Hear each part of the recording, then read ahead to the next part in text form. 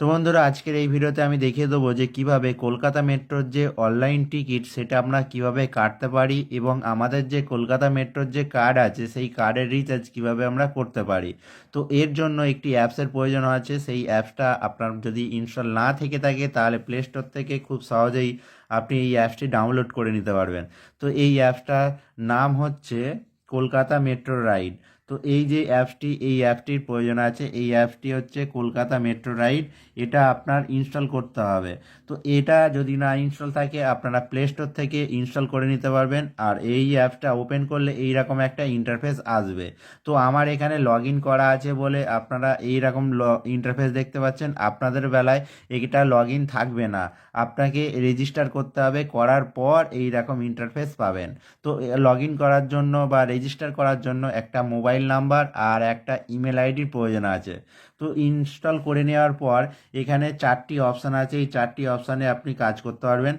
একটা হচ্ছে বুক টিকিট, তারপরে হচ্ছে ট্রেন টাইম টেবিল আছে, টপ আপ কার্ড আছে, তারপর হচ্ছে আপনার টপ আপ হিস্ট্রি আছে, আর টপ আপ রিচার্জ আছে। তো এর মধ্যে আমরা যে কাজটি করব সেটি হচ্ছে বুক টিকিট। তো বুক টিকিটে ক্লিক করলে এখানে সোর্স স্টেশন আর হচ্ছে ডেস্টিনেশন স্টেশন দিতে হবে। তো এখানে সোর্স স্টেশনের মধ্যে যে স্টেশন থেকে আপনি যে স্টেশন যাবেন সেই স্টেশনের নাম এখানে দিতে হবে। তো এখানে কবি সুভাষ থেকে আমি যাচ্ছি, ডেস্টিনেশন আমি গীতাঞ্জলি দিচ্ছি। তো এখান থেকে গীতাঞ্জলিতে ক্লিক করব। ক্লিক করলে আপনার যে টিকিটটা সেটা এখানে চলে আসবে। দেখতে পাচ্ছি এখানে আমার 4 কিলোমিটার দেখাচ্ছে আর টিকিটের প্রাইস 10 টাকা দেখাচ্ছে। তো এই টিকিটটা আমরা এই মোবাইল ফোন দিয়েই কেটে নিতে পারবো। তো এখান থেকে টিকিটটা কাটার জন্য বুক টিকিটে ক্লিক করব। তো ক্লিক করলে একটু টাইম নেবে পেমেন্ট মেথড আসার জন্য। তো এই যে পেমেন্ট মেথডগুলো আছে এখানে, আপনি net banking, credit card, debit card সব দিয়েই আপনি এখানে পেমেন্ট করতে পারবেন। তো এখানে আমি ইউপিআই মাধ্যমে পেমেন্ট করব। সবচেয়ে লাস্টে যে আছে ইউপিআই, এই ইউপিআই এর মাধ্যমে আপনি আপনার যে টিকিটটা সেটি আপনি কাটতে পারবেন। তো এখানে ক্লিক করলে একটু টাইম নেবে, নেবার পর আপনার যে প্যানেলটা সেটি চলে আসবে। এখানে দুইটি অপশান আছে, একটা হচ্ছে ভিবিএ ইউপিআই আইডি আর একটা হচ্ছে কিউআর কোড। তো এখানে কিউআর কোডে ক্লিক করব। ক্লিক করলে একটু টাইম নেবে, তারপর কিউআর কোডটি জেনারেট হবে। তো এই যে কিউআর কোডে 10 টাকা আপনাকে পে করে দিলে আপনার যে টিকিটটি সেটি জেনারেট হয়ে যাবে। তো এটা হলো আপনি কিভাবে কলকাতা মেট্রোর যে টিকিট সেটা কাটবেন।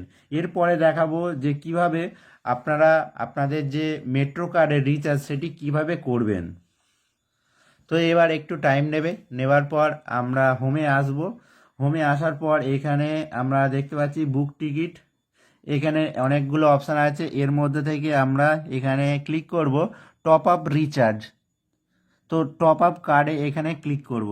ক্লিক করার পর এখানে আপনার মেট্রো কার্ডের যে নাম্বার সেটা আপনাকে দিতে হবে। তারপর কনফার্ম মেট্রো কার্ডের নাম্বার এটা দিতে হবে।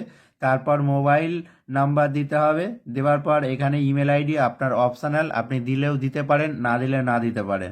তো এখানে 100 রুপি আছে, 200 রুপি আছে, যে কোনো আপনি যত টাকা রিচার্জ করবেন সেই অ্যামাউন্টটা এখানে দিতে হবে। তো এখানে আমি 100 টাকা করব, তো এই 100 টাকার উপর ক্লিক করব। ক্লিক করার পর এখানে সেভ কার্ডে ক্লিক করার পর তারপর আপনার নেক্সট করলেই আপনার যে পেমেন্ট মেথডটি আছে সেটি চলে আসবে।